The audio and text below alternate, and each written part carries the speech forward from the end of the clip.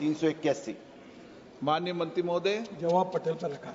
माननीय सदस्य, मैं आपके माध्यम से मंत्री महोदय से जानना चाहूंगा कि महाराष्ट्र में नहीं तो पूरे हिंदुस्तान में जिस तरीके से 6 लाइन हो 8 लाइन के रास्ते मंत्री महोदय ने बनाए हैं वो बहुत ही गौरवशाली है।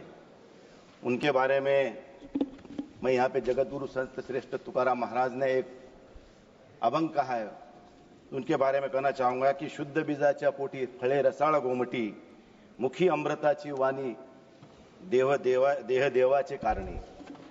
ऐसा महाराष्ट्र का ये सुपुत्र है जिन्होंने पूरे देश भर में एक अच्छा काम किया है। जब भी रास्तों के बारे में नाम लिया जाएगा तो गडकरी साहब का नाम लिया जाएगा।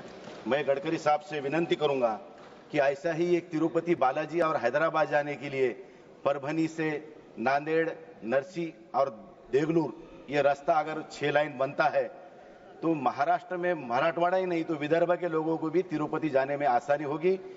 ये आप रास्ता बनाएंगे क्या? और दूसरा मेरा सवाल है कि पूना एक बहुत बड़ा एजुकेशन हब है, वहां जाने के लिए मराठवाड़ा से नहीं तो खानदेश हो, विदर्भ हो और उसके साथ में पूना नगर के जैसा वहां पे बहुत बड़ा जाम होता है 12 महीने, तो ये संभाजी नगर से पूना और परभनी से पूना जाने वाला अगर रास्ता ये 6 लाइन बनता है तो मुझे लगता है कि ये बहुत बड़ा काम आपके माध्यम से होगा। ये आप करेंगे क्या, ये मैं आपसे पूछना चाहूंगा। सम्माननीय अध्यक्ष महोदय, पुणे से औरंगाबाद संभाजीनगर ये महत्वपूर्ण रास्ता है जो पश्चिम महाराष्ट्र और मराठवाड़ा को जोड़ता है और इसमें विशेष रूप से ये पूना ये ऐसी सिटी है कि पूरे महाराष्ट्र का मुंबई के साथ जैसा संबंध है वैसे पूना के साथ है और इसलिए हमने इसके ऊपर एक मार्ग निकाला है कि पुणे से अहमदनगर औरंगाबाद जो रास्ता था इसका जो मॉडल था ये हमने ईपीसी में रोड बनाया है और एक नई ग्रीन अलाइनमेंट तैयार की है पूना से औरंगाबाद संभाजीनगर।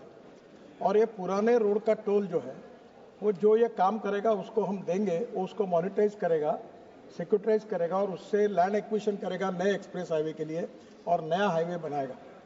तो पुणे से औरंगाबाद ये जो 15,000 करोड़ का नया हाईवे है इसको हमने अलाइनमेंट पक्की की है। मॉडल ये अभिनव मॉडल है जिसमें सरकार का 1 रुपया नहीं लगेगा और महाराष्ट्र सरकार के पीडब्ल्यू कॉर्पोरेशन को दिया है, जिससे पुणे से औरंगाबाद जो आज 6-7 घंटे लग रहे हैं वो पुणे से औरंगाबाद संभाजीनगर 2 घंटे में होगा। अब संभाजीनगर आने के बाद परभणी जाने के लिए काफ़ी रोड्स हैं और ट्रैफिक जैसे बढ़ेगा उसमें और आगे जोड़ने की कोशिश करेंगे। कोई रोड बचा है क्या?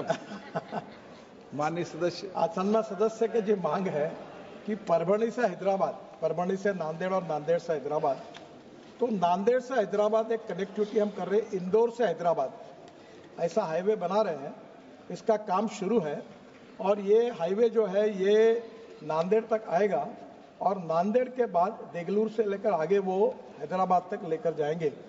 पर जहां तक परभणी से नांदेड़ की बात है उसमें ऑलरेडी हाईवे है और ट्रैफिक अगर बढ़ता है तो उस हिसाब से उसका विस्तारीकरण करेंगे। Honourable members, supplementary.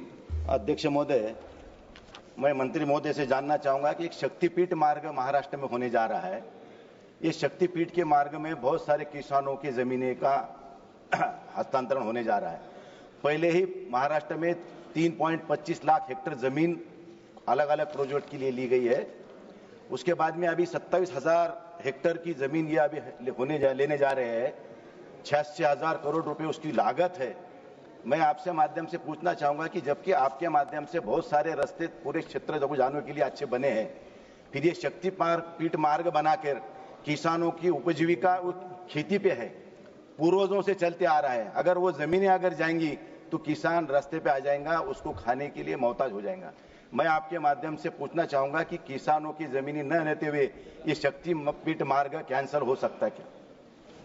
सम्माननीय अध्यक्ष महोदय, ये शक्तिपीठ मार्ग जो है ये भारत सरकार नहीं बना रही है। ये प्रोजेक्ट महाराष्ट्र सरकार का है और महाराष्ट्र सरकार की योजना है।